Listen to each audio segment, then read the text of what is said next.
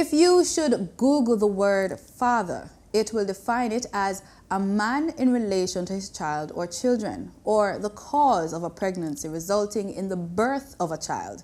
But my guests in studio would agree with me in saying that a father is more than that. Welcome to this special edition of Morning Coffee Guest. I'm Simone Absalom Gale. Stay with us. I'll introduce you to our guests when we get back.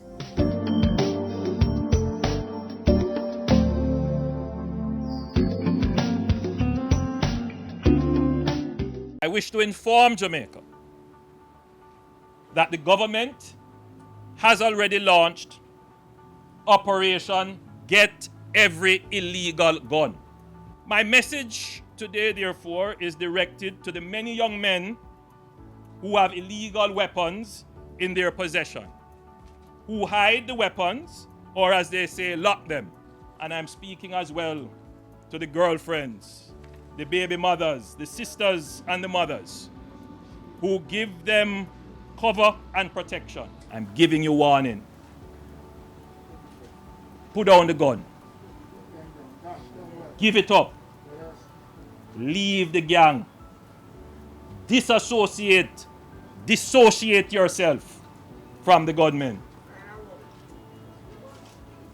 Otherwise, the consequences will be grim. Welcome back to Morning Coffee Guest. I'm your host, Simone Absalom Gale.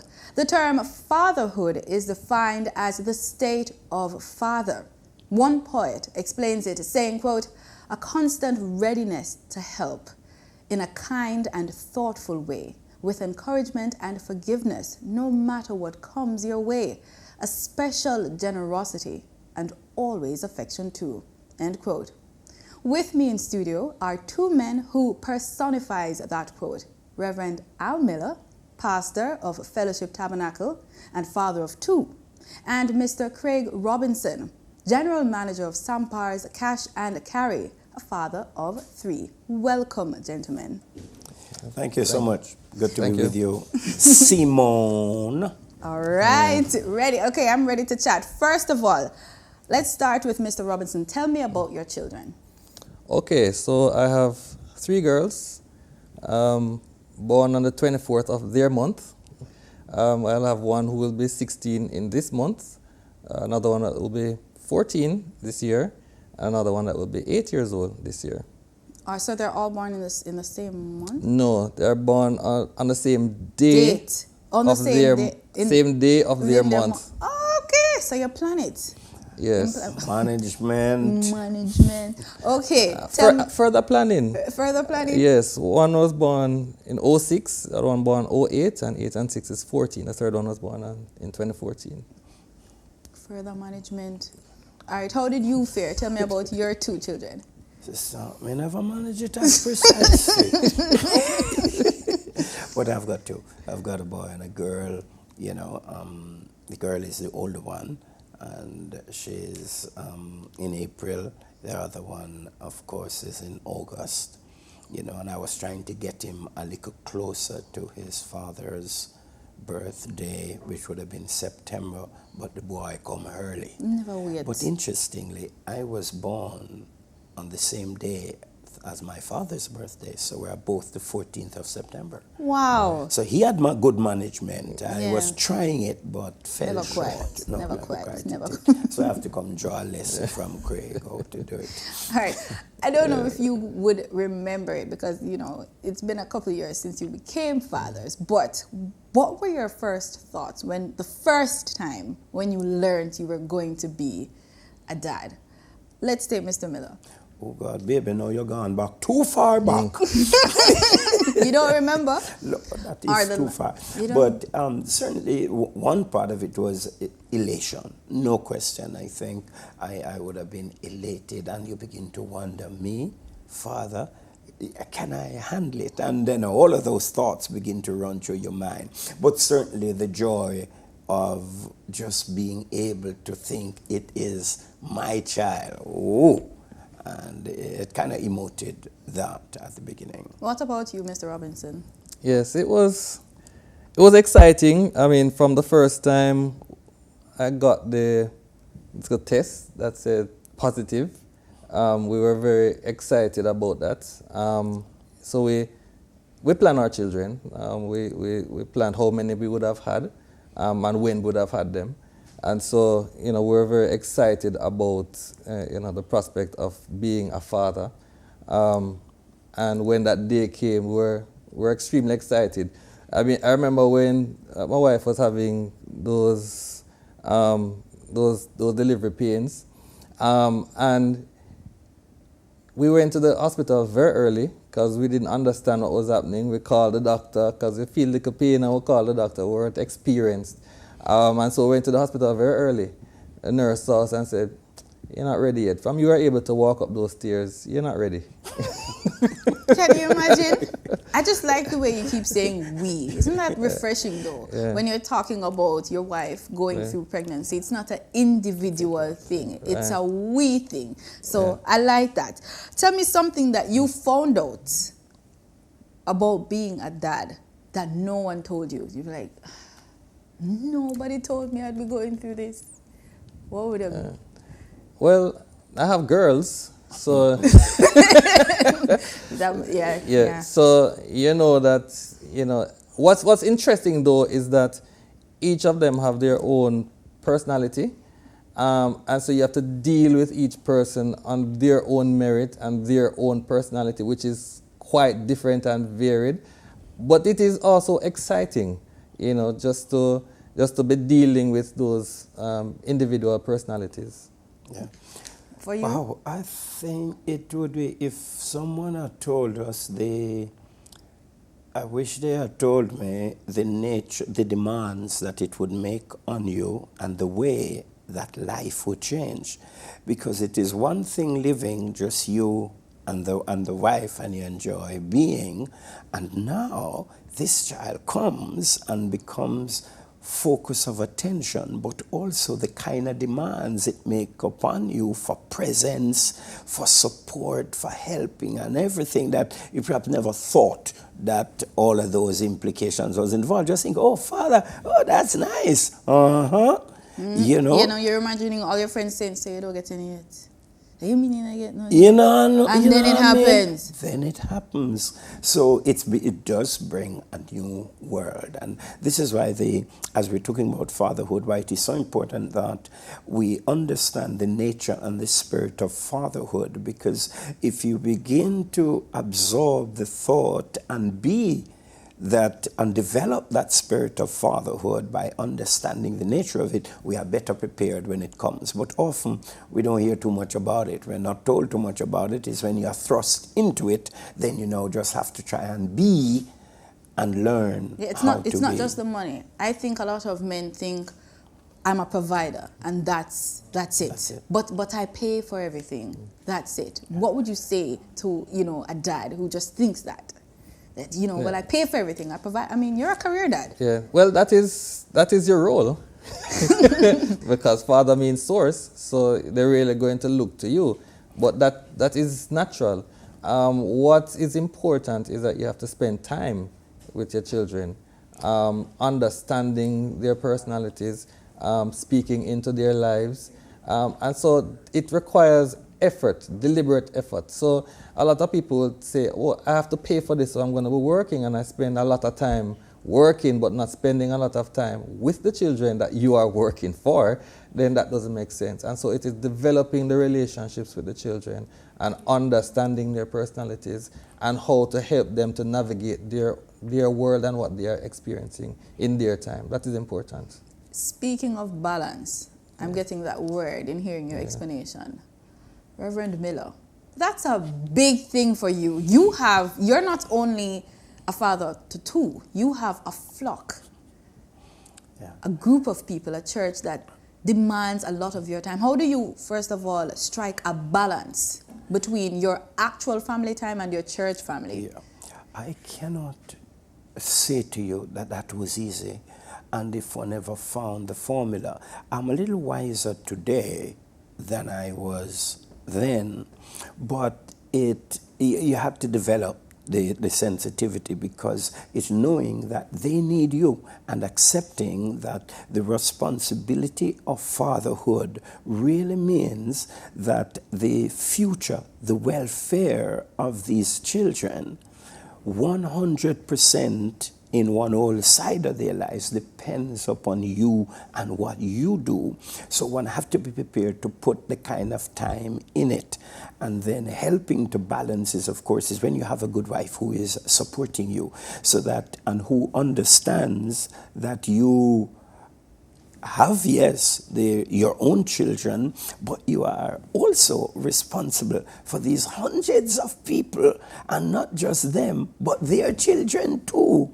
And so to give the kind of support. So my wife kind of made it easy, because she lessened, if I may say, some expectations of me, understanding that my involvement with the others. And then I had to learn and try to get better at then balancing it to ensure that you still have to set time for them. So it does mean more commitment to scheduling, and know that you set a day when you say, look man, this is family time.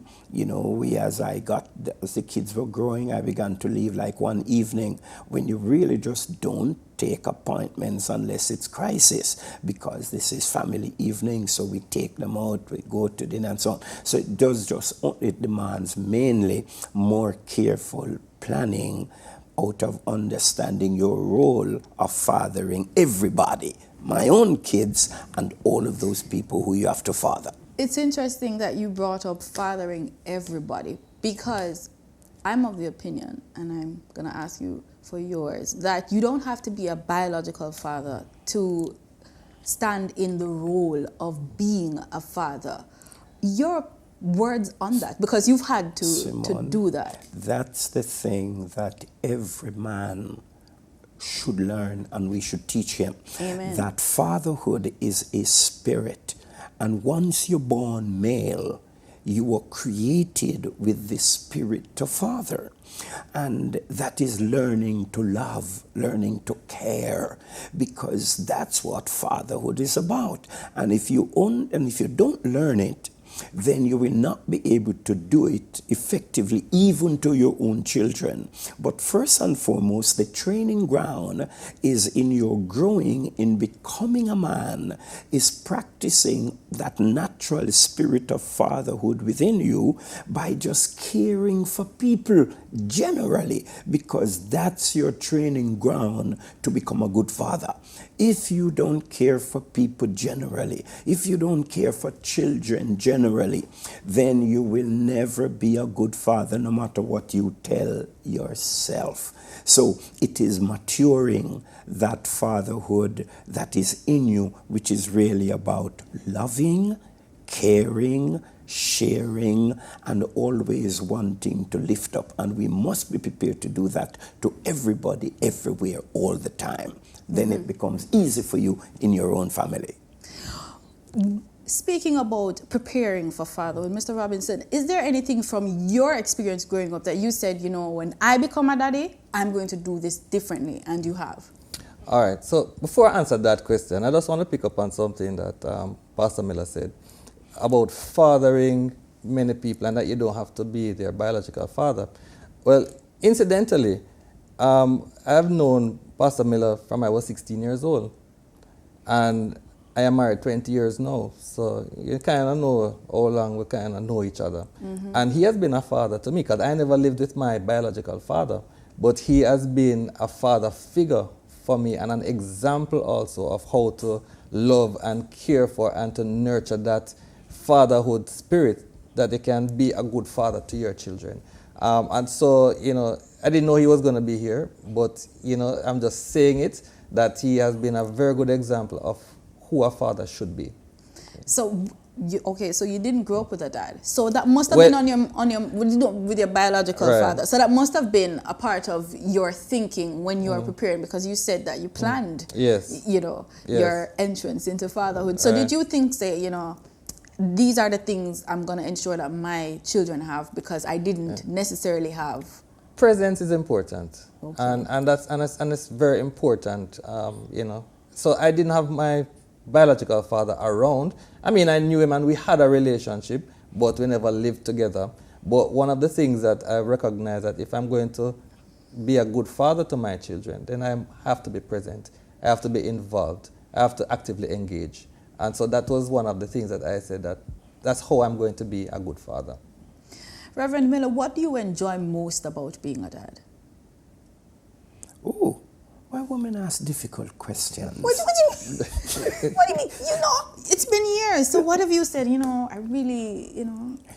I think to think of it, maybe what I enjoy most is watching those who you father, whether in my home or others, is watching them blossom into their own and doing and being what you help to shape them to be. I think for me that's the greatest satisfaction, man. When you see them turn out and begin to operate in the kind of ways where you would say, that's right, that's good. Like Mr. Robinson here. Oh God, man, then I see guys like this return.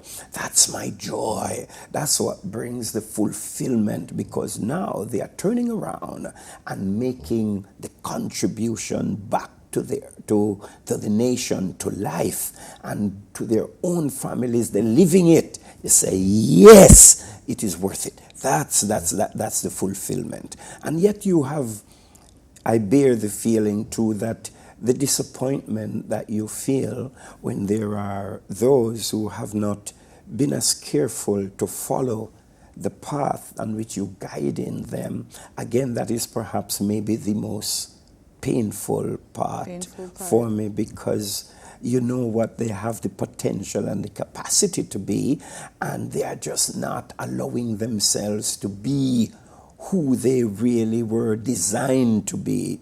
Then that's the other side of the coin that you kind of feel it. But it's just the journey, and it only reinforces more what Craig says, why it is so important for us to put the extra time into presence, so that it is so ingrained in them early that it is difficult to depart from it. That's true. All right, so we asked some other dads this very question, and let's hear what they have to say. I think that one of the challenges that the late nights, you're not quite prepared for what happens when your children are sick or something is happening to them and you have to be up all night and you really want to sleep or something like that. There's also the thing that what happens when they become teenagers. To see them grow from children into grown people, that's something I don't think we're ever quite prepared for. My favorite part of fatherhood, I would say all of it. Right now, I have some of the most delightful conversations with my children. The discussions we have are some of the most enlightening and some of the things I look forward to all the time. From an early age, I've always had conversations with my children. I have taught them, and they have grown into becoming mature men and women of their own. They have been schooled and imbued with certain moral values and attitudes. And based on that, my thing to them has always been, you make up your own mind. We have given you the tools to make up your own mind, and whatever it is that you want to go into, we expect that we're going to provide the support for that. So from where I sit, what I do is I provide them with the tools to become good citizens, to become moral people. And I've said to them, whatever avenue you choose to explore in life, I will provide the support for that for you, because they already have the tools in which to do so. Wow. That joy of being a father, the responsibility that God has entrusted you with, the honor that God has given you to be a father, it's really an honor. The challenges that's there, a whole lot of challenges. The staying up at nights, somewhat I've had experience with that, but with twins, a whole lot of challenges. They are 9 years old now. The joy when they can call you daddy, you're my friend. It's just an exhilarating feeling that our children can come to me and say, Daddy, I love you. It's lovely. It's a lovely feeling. I grew up in a family-oriented home, so I took what I thought were good models and emulate that in raising my children, but they don't come with a manual. Best moments? Every moment of it. The different age group stages and the different stages generally brings different things to the field. Even though I want them to have their own path, I would like, they say, the Bible says, grow the children in the way they should go, and when they grow, they won't depart, or something like that. I would want them to be Christian-minded, fearful of God, and generally be outstanding citizens of the country. The best moment was when my wife gave birth and I saw my son for the first time. That was tremendous. It was an experience to being there and seeing my son for the very first time. It was something I will never forget. You can't really choose your path. Every parent has an idea of what they would like their children to become, but you need to let each child take their own path and grow to, who they want to be, not who you want them to be. So you need to give them that sort of independence and support, no matter what.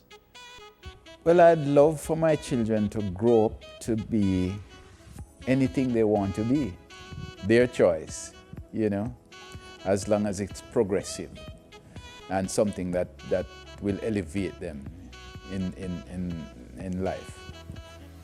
What I know now about being a dad versus before, that's the most rewarding feeling ever.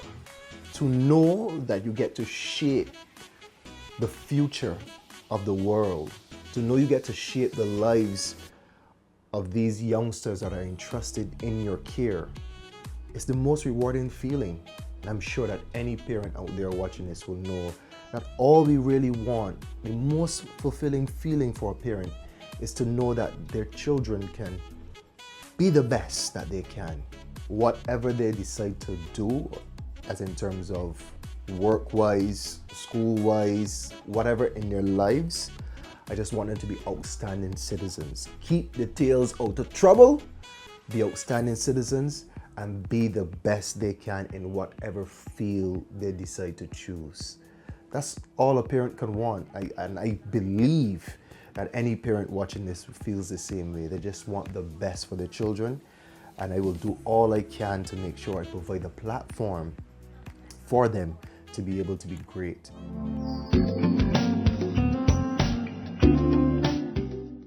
I wish to inform Jamaica that the government has already launched Operation Get Every Illegal Gun.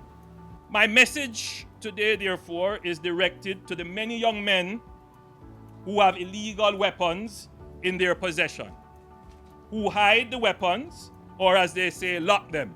And I'm speaking as well to the girlfriends, the baby mothers, the sisters and the mothers who give them cover and protection. I'm giving you warning. Put down the gun. Give it up. Leave the gang.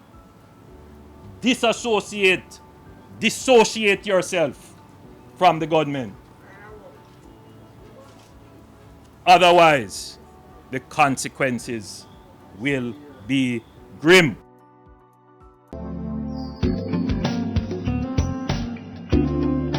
Welcome back to Morning Coffee Guests. We're talking about fatherhood and we're here with Reverend Al Miller and Mr. Craig Robinson. Before the break, we were discussing the best moments. What do you like most about being a dad? Mr. Robinson, it's your turn.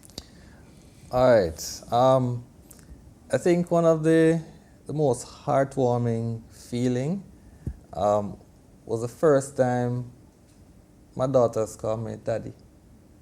I mean, there is just something about a human being that you are now responsible for calling you daddy, and that was that was a great moment for me. You know, I can't explain how it felt, but you know, you feel good. Also, when alluding to what Pastor Miller was saying earlier, when you're seeing them develop into their own person, their own as a child growing into womanhood, and you see them developing, you know, they're interested in their own interests, and you know, developing their own personhood. You know, that is also a proud feeling, and when they are doing well at it, you know, you feel even better. And so, you know, just seeing them excel in their different endeavors is very heartwarming. All right, so we talked about the good part. So tell me, for me, I'm going to give Reverend Miller a bit of time to remember, because, you know, he's been at this a while, right?